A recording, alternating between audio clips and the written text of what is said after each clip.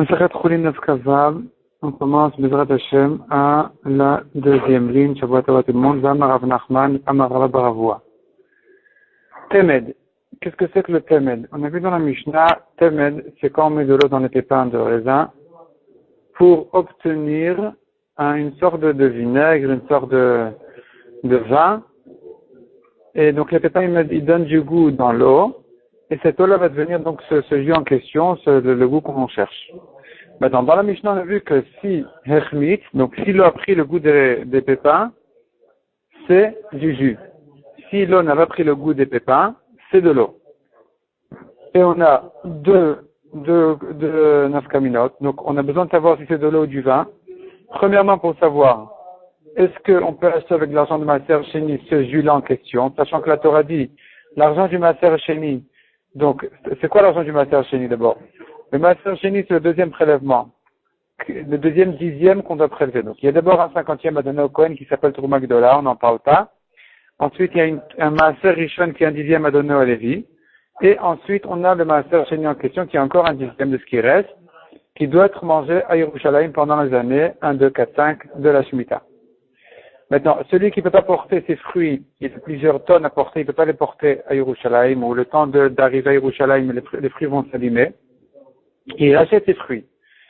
Donc il a de l'argent de Maaser Sheni maintenant. Lorsqu'il va monter à Yerushalayim au prochain reggae, à la prochaine fête, il amène cet argent-là à Yerushalayim et il doit acheter avec cet argent-là que de la nourriture uniquement.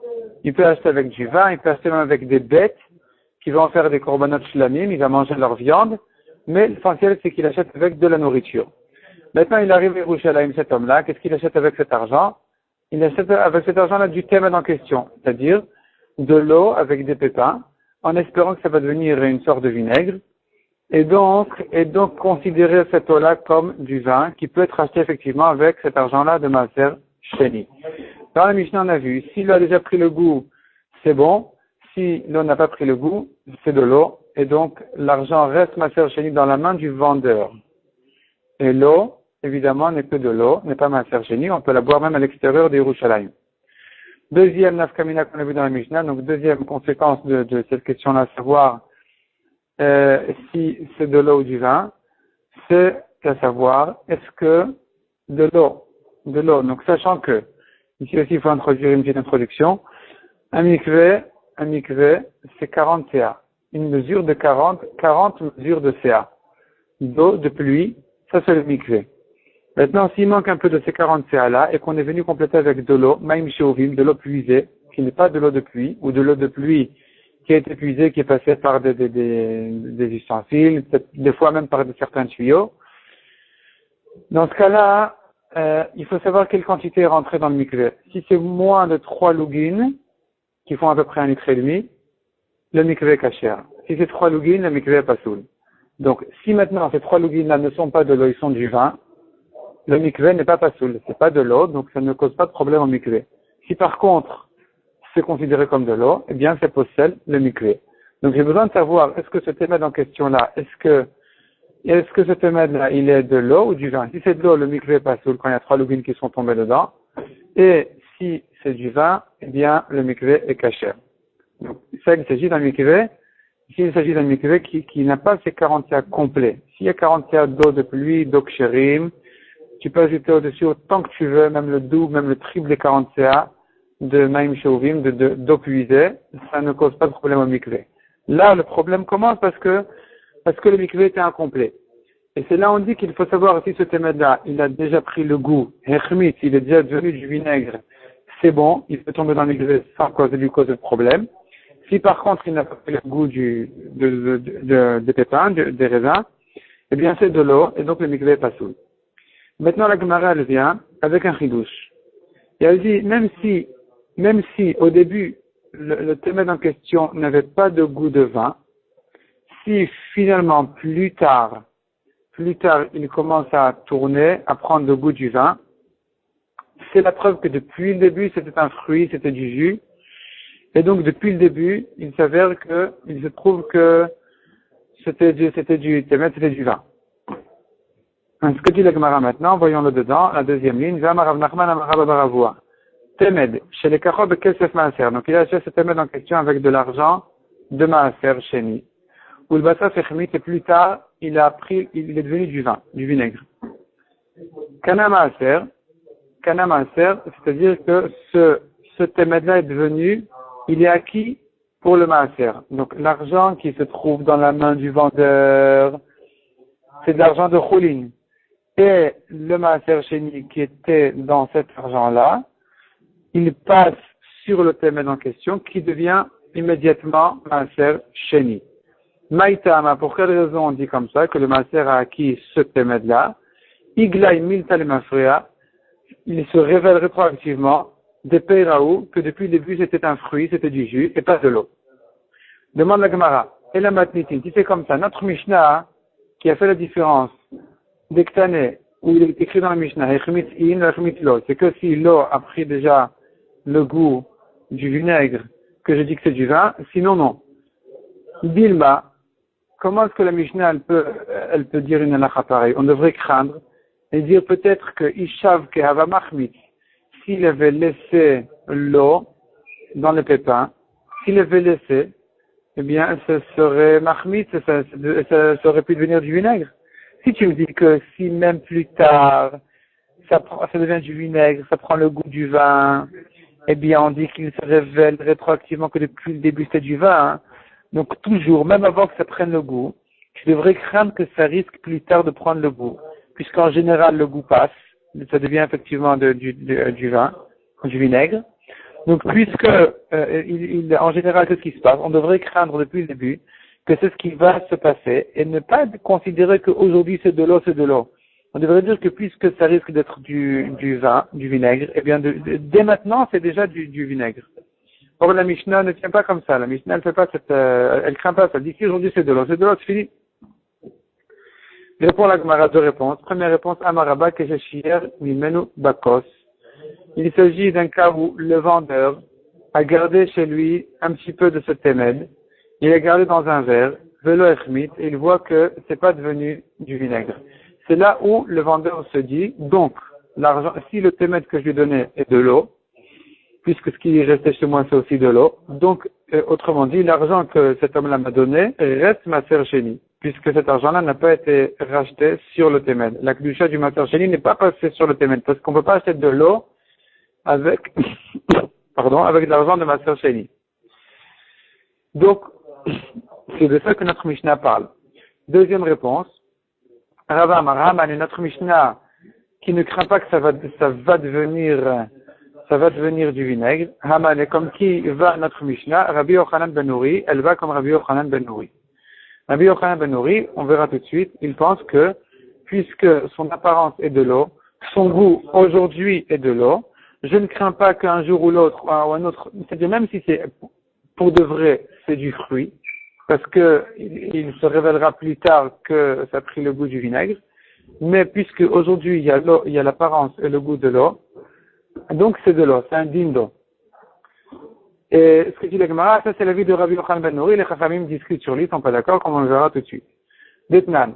Et la Gemara ici ramène une pna dans ma Sechet Mikvot qui dit Shlosha lugin maim chaser kortov. Donc 3 lugin d'eau. Chaser kortov, si il leur manque une goutte, Shenafal et Tochan kortov yain, et tombe une goutte de vin dans ces 3 lugin d'eau, pour compléter la quantité de 3 lugin. Et enfin, ces 3 lugin sont tombés dans le mikvé. Avant de tomber dans le mikvé, l'apparence de cette eau-là était l'apparence de vin. Venafle le mikvé, ils sont tombés dans le mikvé. L'autre salou.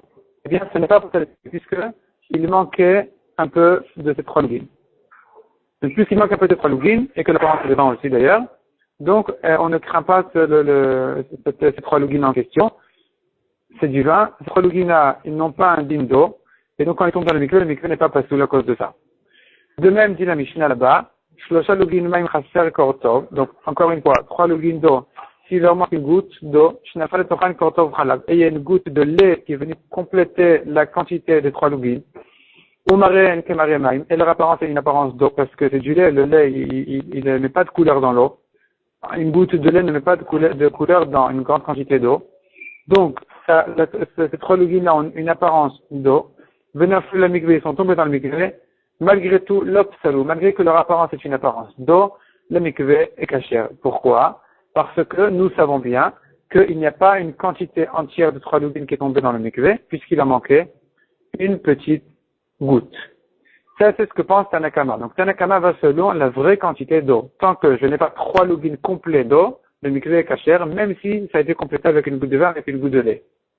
Et même si l'apparence est une apparence d'eau.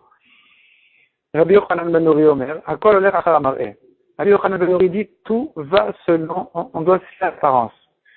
Si les 3 lougines ont été complétés par une goutte de lait qui n'a pas atteint l'eau est restée à garder une apparence d'eau, eh bien c'est de l'eau. C'est de l'eau, malgré qu'il y a une goutte de lait dedans, c'est de l'eau, c'est 3 lougines d'eau, ça s'appelle 3 lougines d'eau, et donc le mikvé est pas soul. Et qu'est-ce qu'on voit de là? Donc ça c'est Rabbi Yochanan ben Nuri en ce qui concerne les mikvot. D'ailleurs ça tombe bien, parce que les semaines à venir, s'appellent les semaines de Shovavim Tat, donc des parashiot Shmot vers Abo Beshalach, Yitro Mishpatim, c'est Shovavim, ça fait la première lettre de chaque parasha, ça fait Shin, Vav, etc., ça donne Shovavim. Et c'est un moment spécial, ces semaines-là, pour réparer ses fautes. C'est réparer ses fautes de Tniout, de Kdusha.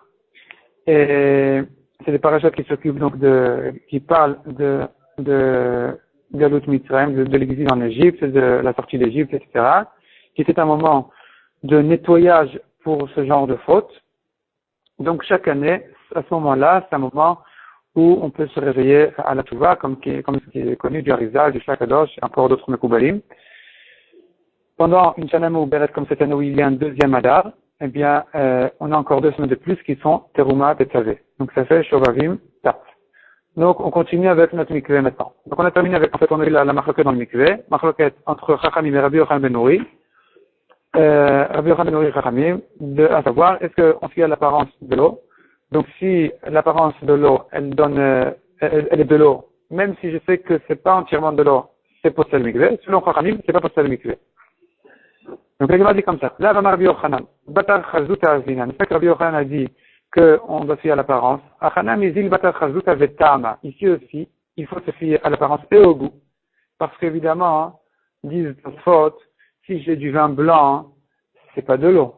Malgré que son apparence, des fois, peut être comme de l'eau. Si par exemple le vin est coupé, c'est du vin, c'est vraiment du vin. Et pourtant, ça a une apparence d'eau. Donc, même Rabbi Yochanan soit d'accord dans ce cas-là, que c'est du vin et se considérer comme du vin, le mikvé n'est pas passé à cause de ça. Donc, Rabbi Yochanan ben Nuri ne se fie pas que à l'apparence, mais aussi au goût. Donc, ce que dit la Gemara ici, là-bas, Rabbi Yochanan, n'est-ce pas que Rabbi Yochanan a dit, Batar Chazuta Zinan, on doit se fier à l'apparence. Achanam ici aussi, Zil Batar Chazuta Vetama, va selon Chazuta, l'apparence, Vetama et le goût, Ve Chazuta Dehai Mayaninu, et puisque l'apparence de cette chose-là, c'est de l'eau, et le goût aussi d'ailleurs, entre-temps, c'est de l'eau, même si je sais que c'est du fruit et que ça va finir par prendre le goût du fruit, donc c'est la preuve que dès maintenant c'est déjà du fruit, mais puisque aujourd'hui, ce fruit-là, il a l'apparence et le goût de l'eau, donc il est considéré comme de l'eau, selon Rabbi Yochanan ben Nuri. C'est pour ça que notre Mishnah ne craint pas que peut-être que ça va devenir du vinaigre. On ne craint pas ça, parce que même si je savais que c'est ce qui allait se passer, entre-temps, c'est de l'eau, c'est une apparence, un goût d'eau, donc c'est de l'eau, point final. Et nous, on continue, dit, au pliqué de Rabbi Elazar, Rav Nachman, qui dit que si ça va finir par devenir du vinaigre, depuis le début, il s'avère que ça se révèle que depuis le début c'est du vinaigre. Sur Rav Nachman, il discute sur Rabbi Elazar. Dama Rabbi Elazar, à Kol Modim, tout le monde est d'accord, ça se rapporte sur la braïta de la fin du Hamoud Bet du daf précédent, où on avait une machloket entre Rabbi Yehuda et Chachamim. Là-bas, Rabbi Yehuda et Chachamim, donc Rabbi Yehuda et Chachamim, on dit, étant machloket, celui qui met de l'eau dans les pépins, et qu'il retire la même quantité d'eau que ce qu'il a rentré, que ce qu'il a mis dans le pépin. Selon Chachamim, c'est de l'eau. Selon Rabbi Yehuda, c'est du vin. C'est du vinaigre, c'est du temed. Et donc, selon Chachamim, il n'y a pas besoin de prélever les maasot parce que ce n'est que de l'eau. Selon Rabbi Yehuda, il faut prélever les maasot parce que c'est considéré comme du fruit. Là-dessus, Rav Nachman avait dit que toute la marloquette, elle est que si ça a été mahmit. Donc ça a pris le goût. Ça a pris le goût du vinaigre. Et c'est là où Rabbi Yehuda dit qu'il faut prélever les maasot. Rachamim dit qu'il n'y a pas besoin de prélever les maasot. Sur ce Rav Nachman, vient la Gemara et dit que Rabbi Elazar discute. Donc je me corrige. C'est pas sur le Rav Nachman qui a dit qu'il se révèle rétroactivement. C'est sur ce Rav Nachman qui a dit que la marloquette elle est dans le cas où ça a déjà pris le goût du vinaigre. C'est là où on a une marloquette à savoir est-ce qu'il faut prélever les maasot, oui ou non. Dans le cas où il a retiré la même quantité d'eau que ce qu'il a rentré. Ce Rav Nachman, il discute sur Rabbi Elazar. Dama Rabbi Elazar, Hakol Modim, She'en Mafrishin Alav Imakom Acher. Tout le monde est d'accord qu'on ne prélève pas sur Alav, sur ce thème en question, Imakom Acher d'ailleurs.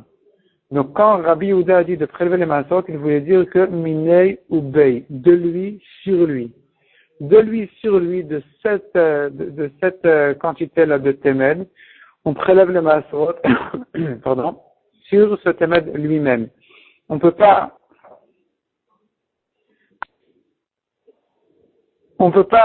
faire les maasot d'ailleurs, en disant, je prélève d'ailleurs sur, c'est-à-dire, il a dans une maison, il a un autre témed, et il dit, je prélève d'ici, même pour le témed que j'ai là-bas. Ça, c'est pas possible. Pourquoi? Donc, Rabbi Elazar dit, Akol modim shem afrishin ala, tout le monde est d'accord qu'on ne prélève pas sur lui, mais ma femme d'ailleurs, ela imken hechmit, que si le témen qui est présent devant nous, l'hechmit, il a pris le goût déjà du vinaigre. Là, je peux prélever même d'ailleurs sur celui-ci parce qu'ils sont égaux. Les deux sont vraiment du vinaigre, du témen. Mais sinon, s'il n'a pas encore été mahmit, s'il n'a pas encore pris le goût, malgré que Rabbi Yehuda dit qu'il faut prélever les maasot, on doit craindre que peut-être que ça ne va pas devenir vraiment du vinaigre, et donc je ne peux prélever les maasot que minéoubé, de lui sur lui, mais pas d'ailleurs. Parce que si je prélevais d'ailleurs, alors peut-être que je me retrouvais finalement qu'un des deux est devenu du vinaigre et l'autre est resté de l'eau. Il se trouve que tu as prélevé des maasot de l'eau sur du vin. Prélever des maasot sur de l'eau sur du vin, ça vaut rien. Le vin reste tevel, comme si on n'avait rien prélevé et on n'a pas le droit de le boire. Et inversement aussi, même si je prélève du vin sur de l'eau, c'est pas bien non plus. Comme Rashi explique, il se trouve que tu as donné au Kohen du tevel parce que c'est pas une vraie trouma. Donc, de là on voit, de Rabbi Elazar on comprend, du fait que Rabbi Elazar explique que la marloquette elle est dans le cas où Nechmit, ça a déjà pris, du fait que Rabbi Elazar a dit qu'on ne peut pas prélever d'ailleurs sur lui, que si je sais déjà qu'il a pris le goût, déjà on voit que ça va pas comme Rav Nachman, parce que Rav Nachman a dit que la marloquette elle est dans le cas où il a pris le goût. Or Rabbi Elazar dit que la marloquette elle est dans le cas où il n'a pas pris de goût, c'est pour ça que je dois craindre qu'il va finalement pas prendre le goût du vin. La Gemara explique qu'à savoir belech mit marloquette. Rabbi Elazar pense que la marloquette elle est dans le cas où il n'a pas pris le goût du vin encore, et c'est pour ça que Rabbi Yehuda dit de ne prélever que de lui-même sur lui-même. Ve'ad kan mechayav Rabbi Yehuda el amineoube. Tout ce que Rabbi Yehuda dit qu'il est chayav, c'est que de lui sur lui.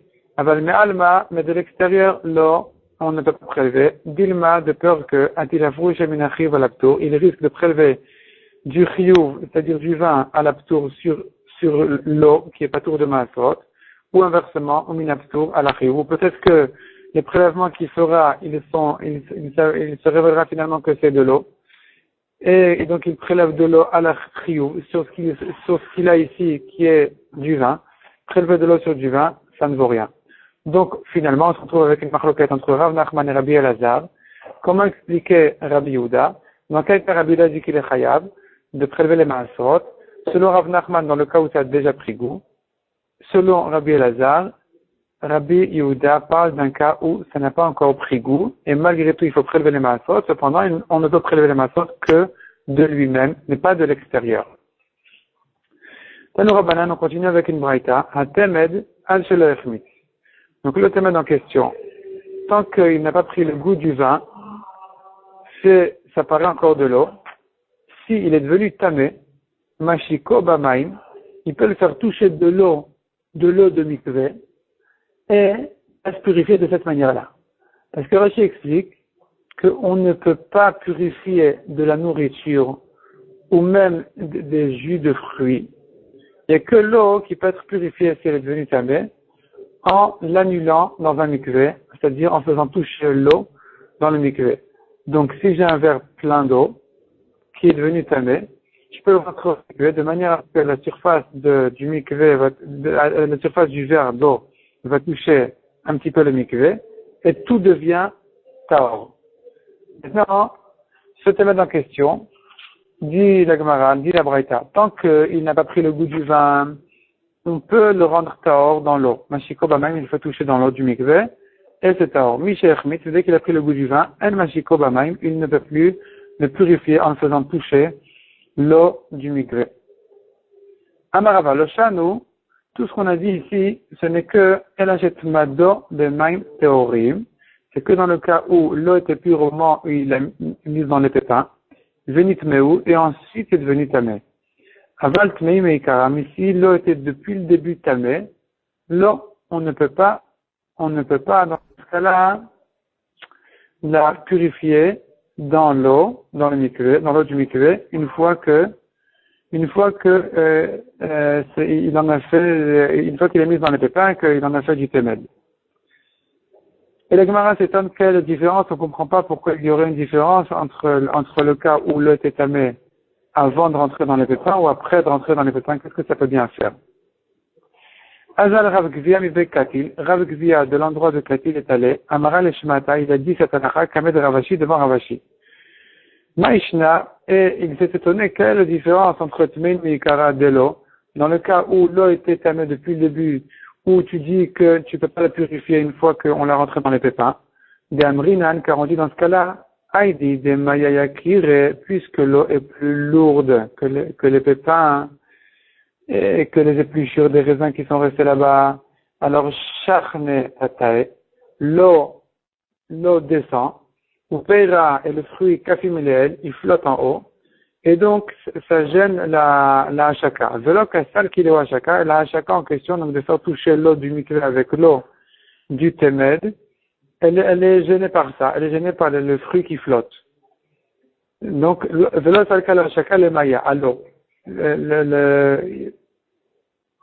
le rapport, le contact entre le témed et l'eau du mikvé est gêné par le fruit qui flotte au-dessus du témed. Si c'est pour cette raison que tu dis qu'on ne peut pas faire de hachaka, qu'on ne peut pas purifier donc cet événement en question dans le cas où l'eau était mise avant même de la mettre dans le pépin, il a récité comme ça, théorim ou le basof nitmeunami, c'est pareil, même si l'eau était tahor au début, et que après l'avoir mise dans le pépin, c'est devenu tamé, tu ne pourrais non plus, si c'est ça ce que tu crains, tu ne pourrais non plus pas la purifier en lui faisant cette hachaka-là, de la faire toucher au mikvé. Et là, mais pour quelle raison on ne craint pas ça? Mais balbele, parce qu'on dit que tout se mélange. Il y a l'eau arrive aussi sur la surface, et donc elle peut toucher l'eau du mikvé. Achinami, mais balbele, alors dans ce cas aussi, dans le cas où l'eau, elle était tamée avant même de rentrer dans les pépins aussi, on devrait dire qu'il n'y a pas de problème de lui faire hachaka, donc de la purifier dans le mikvé, parce que on ne craint pas que c'est le fruit qui va flotter et qui va gêner l'eau de toucher le mikvé. On ne craint pas ça, on dit que tout est mélangé, et qu'il y a de l'eau aussi sur la surface, qui va toucher l'eau du mikvé, donc ça devrait être tahor. La Gemara reste sur cette sevara qu'il n'y a pas de différence entre si l'eau est devenue tamée avant ou après être rentré dans le pépin. Dans tous les cas, on peut, tant que ça n'a pas pris de goût encore, on peut purifier cette eau en lui faisant un shaka, donc en lui faisant toucher l'eau du mikvé. Voyons la Mishnah suivante. Kol makom sheyesh mecher, tout endroit, tout âge, autrement dit, sheyesh mecher, où un homme peut vendre sa fille. En knas. Donc selon la Torah, un homme a le droit de vendre sa petite fille, sa fille petite. En knas, à cet âge-là, il n'y a pas de knas. Si la fille a été agressée, eh bien cet homme-là n'a pas besoin de payer d'amende à son père. Le knas que la Torah donne, que la Torah dit que celui qui a agressé une fille doit donner un knas à son père, c'est qu'à un âge où le père ne peut déjà plus vendre sa fille. le chol makom shesh knas, et à chaque fois on trouve le knas en question. El mecher, c'est un âge où le père ne peut déjà plus vendre sa fille. Amar Abuda Amarav Zou divrei Rabbi Meir. Notre Mishnah, elle va comme Rabbi Meir. Aval Chachamim Avru, mais selon Chachamim, yesh knas bimkom mecher. Il y a un âge de la fille où le père peut aussi bien vendre sa fille que dans un cas où elle était agressée, eh bien, il peut recevoir son knas. D'Etania, et la Gemara ramène là-dessus la Braïta où on voit cette marloquette. Ktana, mi bat yom echad ad shtavish tes seharot, une fille depuis qu'elle a un jour, depuis qu'elle est née, autrement dit, jusqu'à que shtavish tes seharot, jusqu'à qu'elle grandisse, qu'elle devienne une gdola, qu'elle a vu de poils. Yesh la mecher, le père peut la vendre, ve'en la classe, knas. Mais si elle est agressée, le père ne reçoit pas le knas. Oui, shtavish tes seharot, mais à partir de cet âge-là, de 12 ans, à partir de l'âge où elle est grande, elle est gdola, donc elle a vu déjà 2 seharot, jusqu'à qu'elle ait 12 ans et demi, 6 mois plus tard, yesh la knas, à ce moment-là, si elle est agressée, le père reçoit le knas, ven la mecher, mais il ne peut déjà plus la vendre, livré Rabbi Meir. Chez Rabbi Meir Omer, car Rabbi Meir disait très clairement, kol makom shesh mecher en knas, à chaque fois où le père peut vendre sa fille, c'est un âge où il ne reçoit pas encore le knas, en cas de problème. Le chol makom shesh knas, et s'il peut lui recevoir le knas, en mecher, il ne peut plus la vendre. Chachamim omri, Chachamim ne sont pas d'accord avec Rabbi Meir et ils disent, ktana mi bat shalosh shanim v'yom echad, une petite, depuis l'âge de 3 ans, à titi baguer, jusqu'à qu'elle ait 12 ans et demi, donc 6 mois après qu'elle est gdola, yesh la knas, si elle est agressée, le père reçoit le knas, et la Gemara s'étend tout de suite, est-ce que knas in mecher lor, est-ce que le père ne peut que recevoir le knas, il n'a pas le pouvoir de la vendre? Répond la Gemara, Ema af knas bimkom mecher. Ema comprend, dit que le père reçoit même le knas, malgré que, mais c'est pas vraiment malgré, c'est que même à un moment donné où il peut la vendre, il peut gagner aussi le knas. Donc on voit que selon Chachamim, depuis l'âge de 3 ans jusqu'à l'âge de 12 ans et demi, de 0 à 12, il peut la vendre. De 3 à 12 et demi, il peut recevoir le knas. Donc, de 3 à 12, ce sont des années où le père peut soit la vendre, aussi bien la vendre que recevoir le knas en cas de problème. Donc, notre Mishnah qui dit que c'est soit l'un soit l'autre, elle ne va que comme Rabbi Meir, pas comme Chachamim. Mishnah suivante, Kol makom sheyesh mi'un, une fille qui peut refuser, repousser son mari, en chalitza, c'est un âge où elle ne peut pas encore faire chalitza. Et inversement, tout de suite on va expliquer ce que c'est que miun et chalitza. Et inversement, comme j'ai chalitza, un âge où elle peut faire chalitza, en miun, elle ne peut pas refuser son mari. De quoi il s'agit? Donc, qu'est-ce que c'est que miun? Qu'est-ce que c'est que chalitza? Miun, il s'agit comme ça, un père. Alors, il faut savoir ça, un père peut marier sa fille minatora tant qu'elle est ktana. Donc, de 0 à 12, un père peut marier sa fille sans lui demander son avis. Et donc, il faut faire attention. Si quelqu'un, il vient et te dit, prends une pièce, prends 1 euro, et je suis mekadesh avec ta fille, qui vient de naître, Mazal Tov, voilà, je me marie avec. Il y a 2 dîmes à côté, eh bien, la mekudeshet est une échatiche. Cette petite bébé, c'est une échatiche minatora. Donc, il faut faire attention à ne pas plaisanter dans ces choses-là. Parce que ça, c'est minatora. Même si c'est pas minatora, c'est pas une plaisanterie. Mais de toute façon, c'est ça la halakha. Le père peut être mekadesh, sa fille, de 0 à 12. Sans lui demander son avis. Maintenant, un père qui ne peut plus être mekadesh sa fille, par exemple dans le cas où il est mort, ou bien qu'il a déjà marié, elle s'est divorcée. À partir de ce moment-là, il n'a plus le pouvoir de la remarier. Ce qui se passe maintenant, c'est qu'elle peut se marier d'elle-même, ou bien sa mère et ses frères peuvent la marier, dans le cas où elle a perdu son père. Donc ils peuvent la marier, mais si un beau jour elle décide que son mari ne lui plaît pas, elle n'a pas besoin de guette. Elle n'a pas besoin de guette, elle peut sortir et dire tu m'intéresses plus, c'est fini, le mariage est décomposé, il y a plus de mariage. Ça s'appelle mioun. Jusqu'à quel âge elle peut refuser son mari? Jusqu'à l'âge de 12 ans. À partir de l'âge de 12 ans, si elle est restée chez lui, eh bien, elle devient une échatiche. Et donc, Elle devient une chatiche parce qu'en fait, elle est d'accord avec ce mariage alors qu'elle est déjà gdola, elle est grande déjà. À partir du moment où elle-même a donné son accord à ce mariage, à un âge où elle est capable de le faire, le mariage est valable minatora, elle ne peut s'en sortir qu'avec un guet. Ça c'est mioun. Qu'est-ce que Khalitza? Khalitza c'est une femme qui a perdu son mari, qui n'avait pas d'enfant. Son mari n'avait pas d'enfant. Maintenant cette femme-là, elle doit se marier avec le frère de son mari, son beau-frère. Ça s'appelle Yiboum. Si elle ne veut pas se marier avec son beau-frère ou que lui ne veut pas se marier avec elle, donc s'il ne veut pas faire Yiboum, eh bien, elle fait Khalitza. Khalitza, c'est-à-dire, elle lui enlève la chaussure, etc. Il y a toute une paracha à faire, il y a une paracha dans la Torah que faire.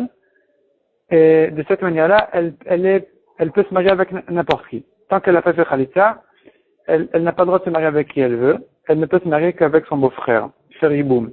Si elle veut pas faire Yiboum, et si on fait pas Yiboum, on fait Khalitza. Donc maintenant, Khalitza ne se fait que si elle est gdola, que si elle est grande à partir de l'âge de 12 ans. C'est ce que dit notre Mishnah d'ailleurs. On reprend la Mishnah. Comme chez Mioun, à tout âge où il y a un Mioun où elle peut refuser son mari, c'est parce qu'elle n'est qu'une Ktana, elle ne peut pas encore faire Khalitza dans un autre cas où elle aurait perdu son mari sans enfant. Le Khalmakom chez Khalitza, et à tout âge où elle peut déjà faire Khalitza, elle ne peut déjà plus faire Mioun, elle ne peut plus refuser son mari. La Gemara vient et dit, Amaravida Amarav, Zou Divrei Rabbi Meir. Notre Mishnah aussi, elle est l'avis de Rabbi Meir.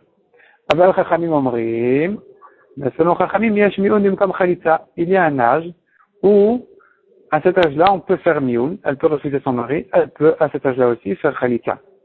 Détania, comme dit la Braïta, Admatay Habat Mema'enet, jusqu'à quel âge la fille peut refuser son mari? Jusqu'à qu'elle est gdola, qu'elle voit 2 séarot, livré Rabbi Meir. Donc jusqu'à l'âge, en général, c'est 12 ans.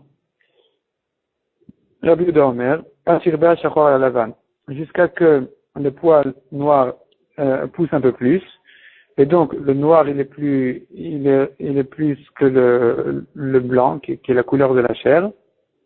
Autrement dit, Rabbi Yehuda ajoute encore un temps, encore un moment, où pendant ce moment-là, elle peut encore refuser son mari, alors qu'elle est déjà gdola, et qu'elle peut déjà faire Khalitza parce qu'elle a déjà vu chez Séharot.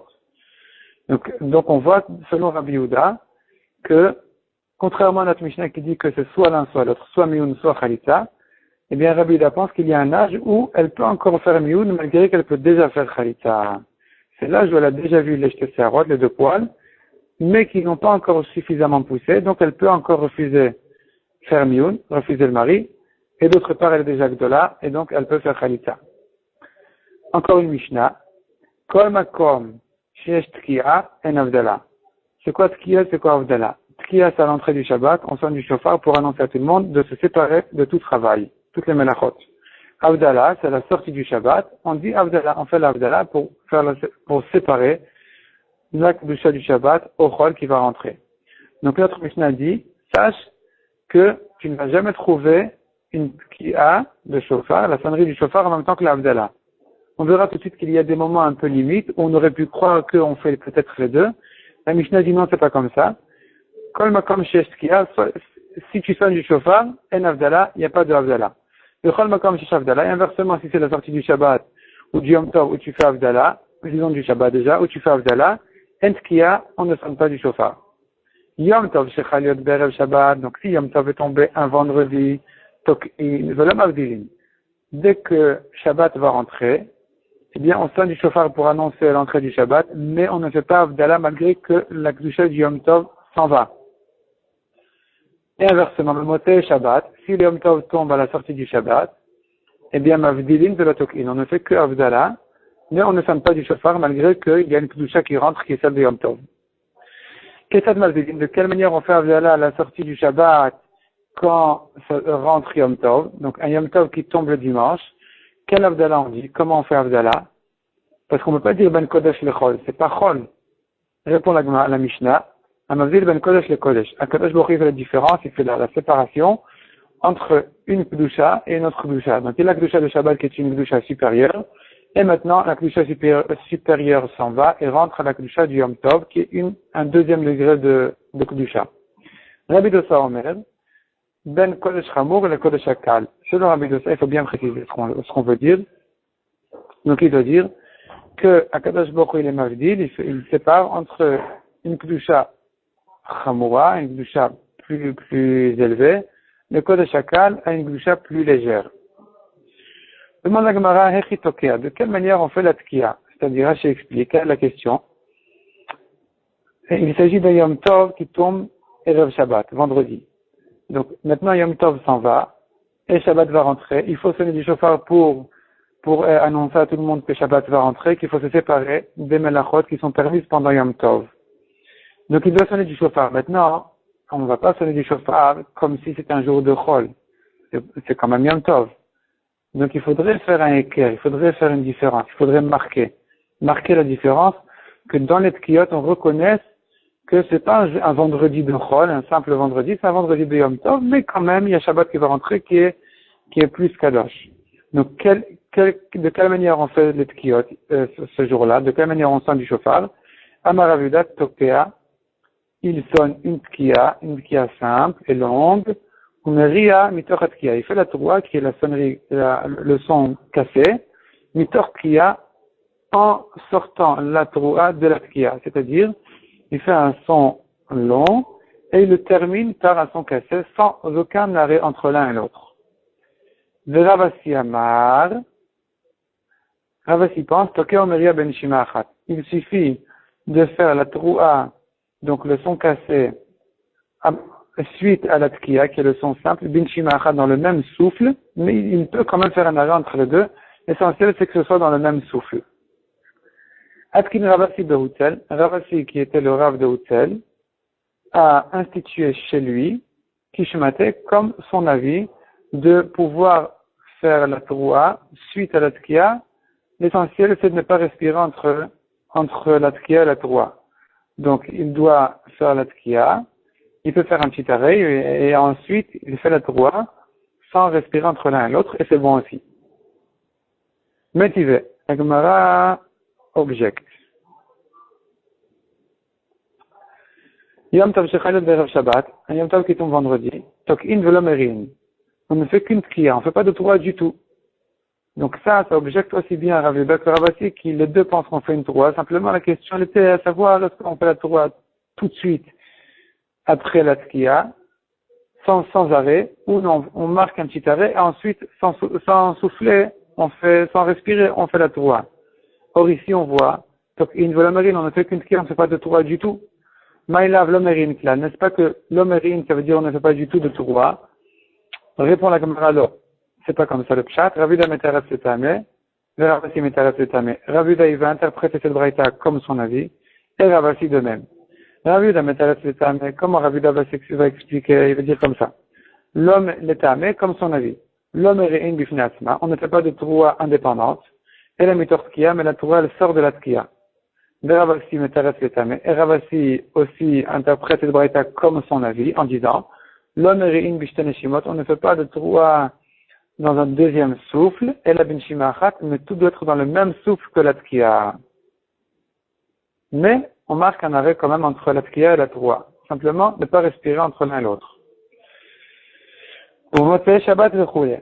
Heicha Amarla. Quand est-ce que, donc on a dit dans la Mishnah Motzei Shabbat, c'est-à-dire si Yom Tov tombe Motzei Shabbat, on fait une Havdalah spéciale, on dit Ben Kodesh le Kodesh. La question se pose, quand est-ce qu'on dit Ben Kodesh le Kodesh? Au début de l'Havdalah ou à la fin de l'Havdalah? Parce que l'Havdalah c'est comme ça, on dit comme ça. Baruch atah Hashem Elokeinu melech haolam, hamavdil ben Kodesh lechol, uvenor lechoshech, etc., etc. Donc en général, on commence par Hamavdil ben Kodesh lechol.